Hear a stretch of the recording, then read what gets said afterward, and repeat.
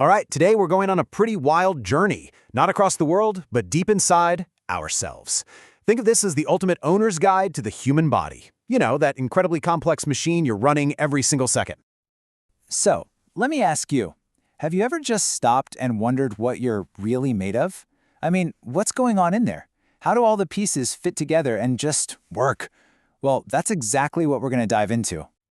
Okay, so here's the game plan. We're going to start with the tiny building blocks.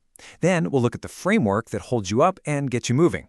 After that, we'll check out what powers the whole thing, where it gets its fuel. And finally, the command center and cleanup crew. Sound good? Let's do it. All right, first up, the body's building blocks. To really get this, we've got to zoom way in.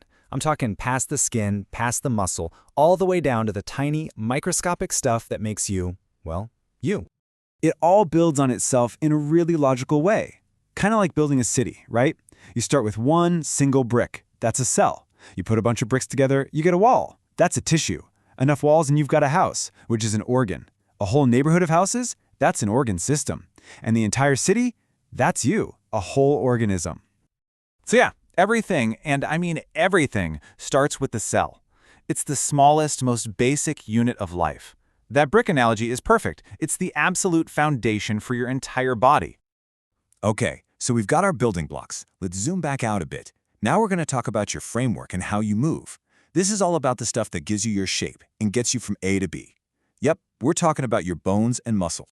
Your skeleton is so much more than just a frame to hang things on. It's actually your personal bodyguard. Think about it. Your skull is literally a helmet for your brain. Your rib cage, a protective cage for your heart and lungs. And your backbone, which is a stack of 33 little bones called vertebrae, is there to protect that super important spinal cord. And hey, here's a fun fact for you. Did you know you weren't born with the number of bones you have right now? Nope. Babies start out with over 300 of them. So, what happens to them? Well, they don't just disappear. As we grow up, a lot of those smaller bones actually fuse together. They become the bigger, stronger bones we have as adults, which brings us down to that final count of 206. Of course, bones can't move by themselves. They're just the frame. For that, you need muscles. And you have a lot of them, around 650, all attached to your skeleton, pulling and working together so you can do, well, everything, from running a marathon to just smiling. And they're not all the same either. Basically, you've got two kinds of muscles. First, there are the voluntary ones. These are the ones you control. You think, I'm going to lift my arm, and you do it. Easy. But then you have the involuntary muscles. These guys are on autopilot. Thank goodness, right? You don't have to consciously tell your heart to beat or your stomach to digest food. They just do their thing, 24/7. Okay, on to our next section, powering the body. You can't have a machine without power, right? For us, that power comes from two amazing systems working together. You've got the circulatory system, think of it as the fuel lines, and the respiratory system, which brings in the all-important oxygen.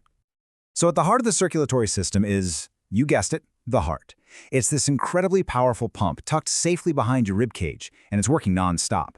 Its job is to push blood through this huge network of vessels, to get oxygen and nutrients to literally every single cell in your body. But wait, where does that oxygen come from in the first place? That's where your respiratory system steps in. Its whole purpose is basically a big gas exchange. It brings in the good stuff, oxygen, that your body needs for energy, and gets rid of the waste, carbon dioxide. And it's a beautifully simple process, really. You breathe in through your nose, the air goes down your windpipe into your lungs. And in the lungs, that's where the magic happens. Oxygen jumps into your blood, and the blood drops off the carbon dioxide waste to be exhaled. You're doing it right now without even thinking about it. Pretty cool? Okay, so let's recap. We've got a framework, we've got muscles to move it, and we've got a power system delivering oxygen. But what's missing? Fuel. An engine doesn't run on air alone. That brings us to the fuel factory, your digestive system. This is how your body turns food into actual energy. So what is digestion, really? It's basically a breakdown process. Your body takes the food you eat, like say a sandwich, and it just breaks it down into tiny pieces, nutrients, that are small enough for your blood to pick up and carry around. This whole journey of your food is pretty epic. It starts in your mouth, where chewing gets the process going.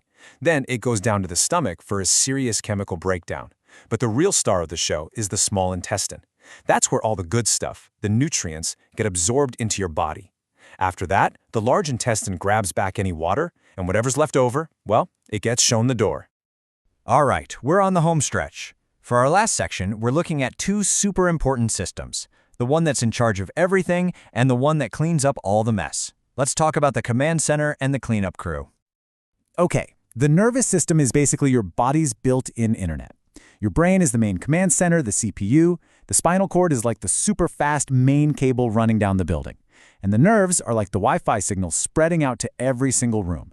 It's constantly sending and receiving data to control absolutely everything you think and do. And this really says it all. We see, we hear, we walk, we think, all because of our brain.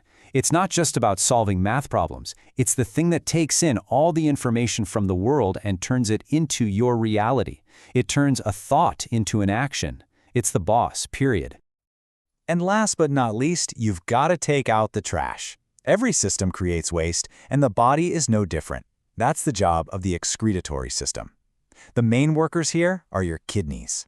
These things are amazing filters. They're constantly cleaning your blood, pulling out all the junk and extra water to make urine, which your body then gets rid of. You know the most incredible part of all of this? None of these systems works alone. It's not like they're in separate departments. They are all talking to each other, all the time, working together in perfect harmony every single second of the day, just to keep you going.